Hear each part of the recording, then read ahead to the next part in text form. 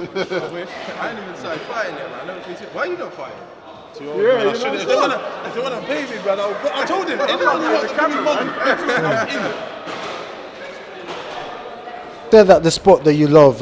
Did you ever partake in boxing yourself? Did you box? Mainly like wrestling and Muay Thai, and then I did a few little white collar boxing. You know what I mean? But I probably got better as I got older, to be honest. But I wish. I only can wish, you know. This sport is for these young boys, these young hungry lions, man. But like I always say, listen, they want to be nice to the old man, generate a good donor, a good 5 mil or something, or a couple mil. I'd have a crack. I'm sure everyone would have a crack. Yeah. 5 mil sounds a little bit more than a donor to me. I hear you, but anywhere in them numbers, listen, these boys are trying to punish you. Yeah. This is the hurt business. You know what I mean? You don't play boxing, so yeah, you know, we got to take it serious. So, what's going on with your brother? Is he fully focused of the tax at hand, or there's talks with him? You know, people not even trying to respect Oscar Rivas' name and talking about Tyson and everything. What's going on? The thing with Dillian is he's always been someone who puts himself through the trenches. He doesn't overlook none of these guys. Whoever it is, he trains diligently all the time and has a thorough camp, you know. Obviously, there's talk of the Fury and stuff like that, but that's, you know, that was a temporary sidetrack. But I mean, that's only verbal word sidetrack, because he knows he's got a big task on his hands, July the 20th. So he's not overlooking Rivas. He's not being disrespectful. He's just, you know, stating, you know, he'd like to fight him on the terms. And yes, he'd like to fight him on those terms, if it's possible. But listen, Fury's got a fight May the 18th. He needs to get past, or is it moved to June now? Is it? I can't remember. No, not May the 18th. Fury's fighting in June the 15th. My bad, sorry. But he's got a fight with Swartz, and then my bro's got a fight with Rivas. So they, you know, these guys got to concentrate on that. They've got to get through those opponents, and then they can start talking about the other guys and what the WBC might mandate. That, to be honest, I'm not sure if they're going to, but you know, if it is, I'm sure for a full world title, those boys will be up for it. Who do you think is a tougher opponent? Andy Ruiz or Oscar Rivas? If you want to look at it like this, Rivas had beaten Andy Ruiz on the way towards the Olympics. And they're both Olympians, and they're both stellar, you know, elite amateurs and good boxers. Rivas is undefeated, and Andrew Ruiz is a great fighter also, you know, with a good IQ, good boxing brain. Doesn't look that great, but got fast hands and boxes well. I think that's a good fight with Joshua, but I think Rivas is just a little bit, you know, ahead, obviously, because he's got a great win over Brian Jennings. And yeah, but the only thing you can say is, Andrew Ruiz has fought for a world title, so you know it's a flip of the coin. You know what I mean? And have you watched a little bit of Oscar Rivas yourself? Of course, I'm a student of the game, and I watch everything. So sell it to me. Why is this a dangerous fight for Dillian? What does he do good? Listen, he's an undefeated fighter, and this is professional boxing. He's beat whoever's in front of him. He's 26-0 with 18 knockouts. With the caliber of opponents, might be questionable, but I'm saying he's a good boxer. He's got fast hands. But the only thing is, I think he fades halfway, you know, down the line. But listen, I don't think he's been here before. He hasn't been on this kind of stage. My boy Dillian's been here many a times, time after time, hard fights. I think it will be interesting early, but I believe Dill gets the stoppage midway through or late or whatever. But I think it's still a good fight. He's undefeated, former Olympian, and he's got a lot of, he's got that power. He's got that punching power. He's got a punching chance. Let's try and go beyond this fight. Fantasy sort of thing for now. Fury against Dillian Whyte. How does he beat Fury? Unfortunately, I can't divulge that information. Okay. I got a plan, yeah. But I will definitely not be talking about the plan. Yeah. You know what I mean? But what I do know is it is a definitely hard fight. But you know, I think there's ways. You know, I'm not gonna talk about that. We'll talk about that between us if the time arrives and it comes. Were you present when they both sparred each other? Were you there? No, I wasn't. But I remember him talking about it.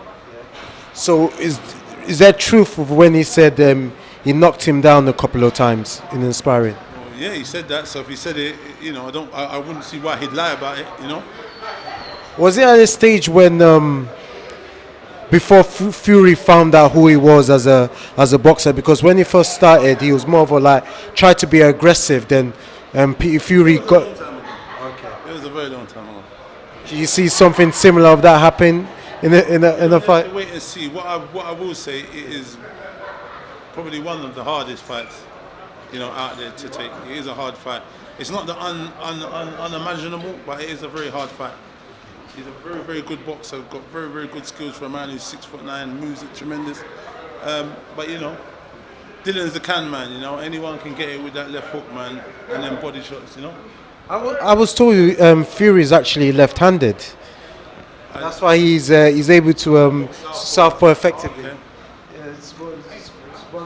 Okay. Yeah, No, listen, it's a hard feat with that, a big lummox like that. You know what I mean? What do you take? What's your thoughts about Fury not wanting the interim belt, but he wants the diamond belt? Do you actually know the difference between the belts? So basically, what it is I've educated myself somewhat about it once I've heard about it. That it's the super WBC belt, but it's a good idea what he came up with, because that means my bro Dillian finally gets his shot at fighting for a world title. So that's why he jumped at it with both hands. But then what you got to appreciate is, are the WBC going to just listen to Fury and say, oh, we're just going to listen to you, we're happy to do anything you say for, you know, we're going to sanction this. But what you got to appreciate is they've got a long-serving guy in Deontay Wilder who's fought many times on his belt and defended his belt. And I can't see them just saying, well, we're going to do this. What I could see potentially was them saying, well, we'll move Deontay Wilder to the WBC Diamond Champ and vacate the regular WBC. That is a potential. But this is just my theory. Doesn't mean it's going to happen. You know what I mean? But that would be the way it would work. I can't see them, because then that means whoever wins that belt is higher than Deontay Wilder. You believe so? You believe the diamond belt is bigger than? That's what I'm led to believe. Interesting, but I don't see how that would be, because Joshua's got you got the regular WBA. Joshua's got the super. yeah, but there's a difference between that, because diamond doesn't actually say world champion. It just says the diamond. But that's what I was led to believe from where I've checked it out. But hey, I was trying to read up on it. It's basically having two elite fighters fighting each other. That's not necessarily for a world title, but it holds a little bit more prestige, and you don't necessarily have to have a. You don't. Sorry to cut you. I did an interview with American station the other day, and they said it was the super world title version of it. But listen, I think it is a new one, and not a lot of people know about it. So you know, it is a bit of a. There's a few. I see Tyson Fury. What I see a couple of people saying he's suggesting that sort of thing, because a lot of people are not buying the new. Is it being the lineal champion? Not people are buying that anymore. So now he feels like he needs a belt to, like, you know. What do you think about that? No, I can understand people's standpoint, because he doesn't have a belt and going on about. But I think, you know, you just get in there, fight one of the champions, get one of the belts. I hear what he's saying. The belts weren't taken off him via defeat, and he beat the WBC champ. So I get it. He feels like he's the champion. He's the man to beat, which is true. If you ain't beat the man, you can't be the man, kind of thing. So it's one of those ones. I get it. The way I see the heavyweights situation right now, I see between Joshua and Fury, for example, even Dillian Whyte, they've all helped each other to get to wherever they've been. Without Fury, Joshua wouldn't have won the world title as quickly as he did. I need to catch George, you know. Okay. It's cutting, so. Yeah. Well, thanks for your time. I'll catch you another time. Are you going to this show? Tomorrow I'll be there. You'll be there. So you're going to miss Scotland, the monster. Yeah, I can't be there. All right, then let me leave you to it, and I'll Yeah, speak to let you me soon. catch up with you again. Yeah. Sorry about that.